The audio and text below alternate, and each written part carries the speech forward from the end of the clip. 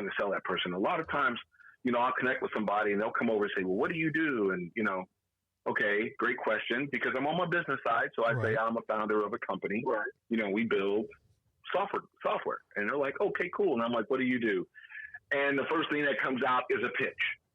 I work with this company and we do finance. If you're looking for money or something like that, let me know. I can hook you. And I'm like, whoa. I immediately go back up to my network and I delete and I block. Okay. I did that today. No lie, on Twitter.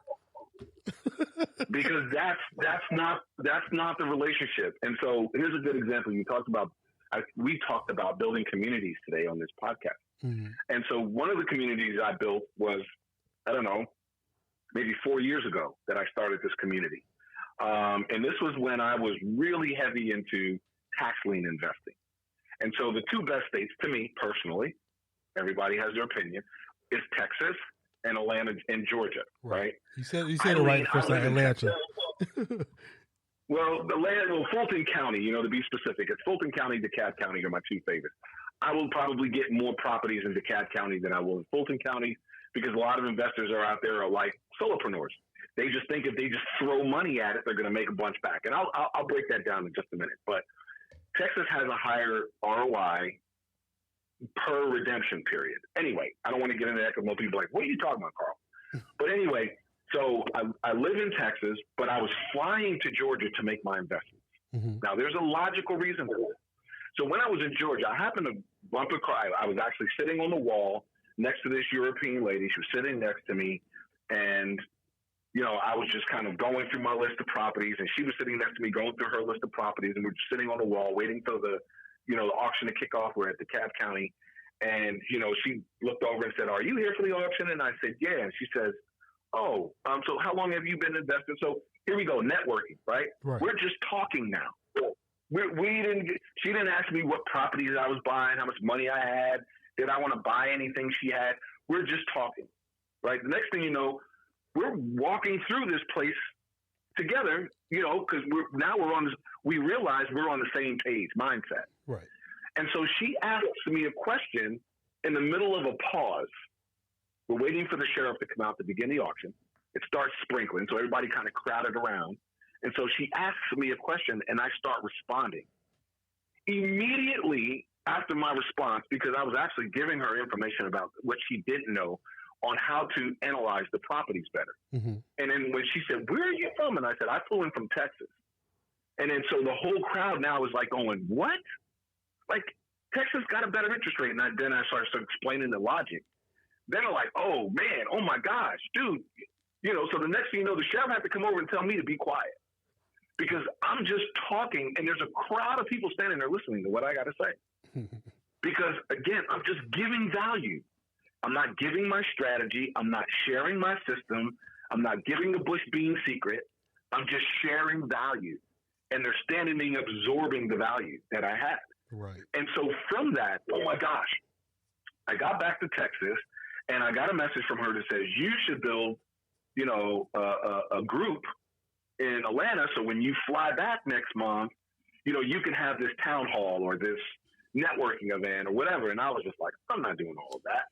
So what did I do? I went on Facebook. I created a Facebook group called Tax Deed Investors, right? Mm-hmm. I created a group called Tax Deed Investors, and every now and then I go in there and I drop some knowledge. Well, today I probably approve new members in my group in the range of 10 to 30 people every day. And so my group is closing in on 3,000 right now. Now, that's not to brag, because to most people, I'm like, man, that's a tiny group. Well, it's one of the biggest tax deed investor groups, right? So that's one of the biggest tax deed investor groups. And the reason why that group is so huge is simply because all I do is give value. Gary V, right? Yes. I was going to bring him up earlier. Hear that term all the time. Yeah. One of the things he says, when you're trying to get where you're going, when you're trying to make a sale, it's always left, give, ask.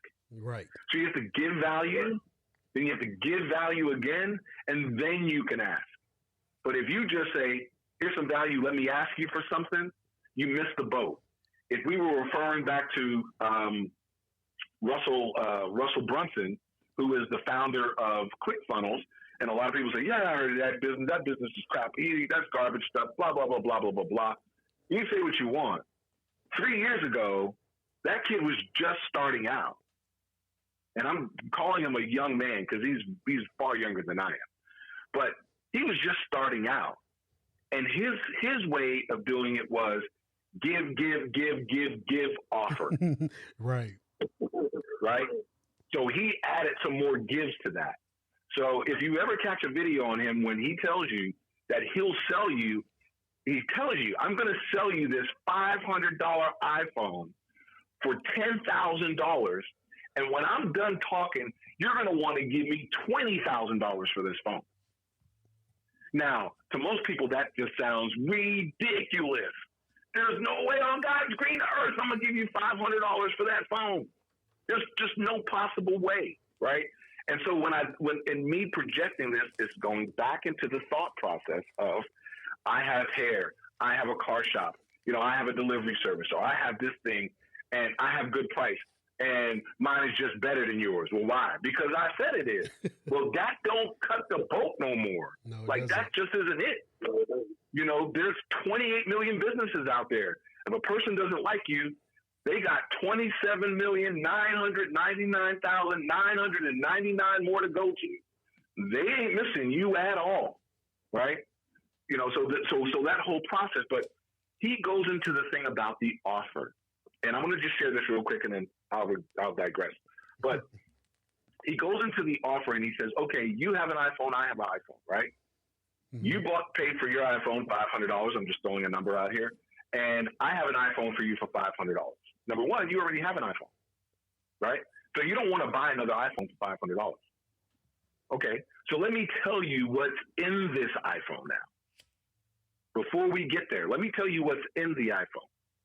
And he goes through this dialogue of explaining that he's a part of a business group, secret group of business owners that includes Mark Zuckerberg, Mark Cuban,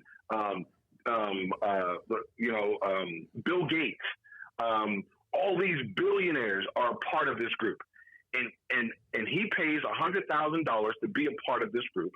And they go to this group once a year, and it's a secret, secluded retreat. And they go out there, and they have these deep, deep dialogues about business and what's going on, and what's going to be the next big thing, and what's popping, and what do you need to know.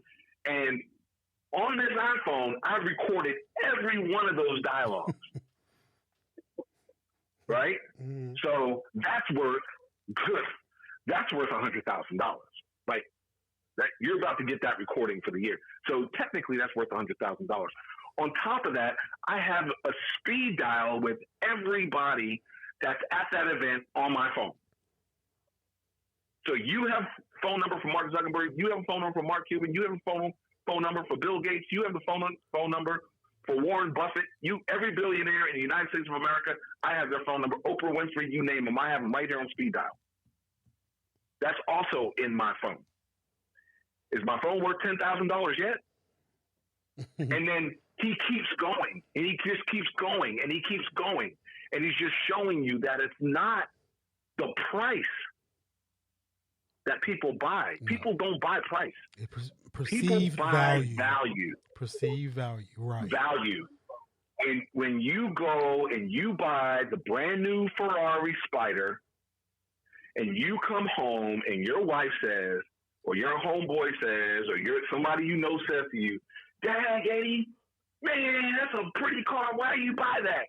You're like, "Well, the fuel economy on that car is, really good. It's like 28 miles to the gallon, and the space trunk in the back of the car is big enough to hold my suit." No, you didn't. That ain't why you bought it. No, it's not. You bought it out of emotion. You bought it because it made you feel good. Well, guess what? Every time somebody buys something from you, they buy it because they feel good. That's why. That's it. That's why you don't go to Walmart or go to the grocery store hungry, because you will spend more in grocery bills right. than you will if you ate before you walked in. And mind you, remember I said business psychology. Walmart, all stores know. They hire people like me, business psychologists. So you go in, why do you think they're are at the checkout counter, why do you think there's food and candy and all the sodas? Sure. Notice also that those sodas, those single sodas, are more than the ones you get from the bag. Those little bags of chips are more than ones you would have got from the bag. That bar of candy. That's why they're there. So they're your impulse buying. Right. In fact, Walmart psychologists, just to give you some tidbit, Walmart psychologists, they have this thing now. So if you go into Walmart, in the aisles, they have these things to sell. And they have a term they created for this, but they're basically channels. So these things so you go in as a male, because that's why they do it. Because as a male, when we go into Walmart, we go in for what we said we were going to get. So because of that, there are obstacles now in our way, so that as we're getting to where we're trying to get to what we came for, those obstacles that are set up to channel us around or through to get to that, those things are filled with things that we would possibly buy. And here's to give you a perfect example of what I'm talking about. I'm a tech person. If you need to know anything about any kind of technology on earth, I know about it. So when I go into Walmart and I'm heading to the electronics section just to see what they have, knowing I'm not going to buy any, I'm just going to see what they have, right? I came for some chips and soda. That's the only thing I came to buy, but I want to see what they got in the electronics area.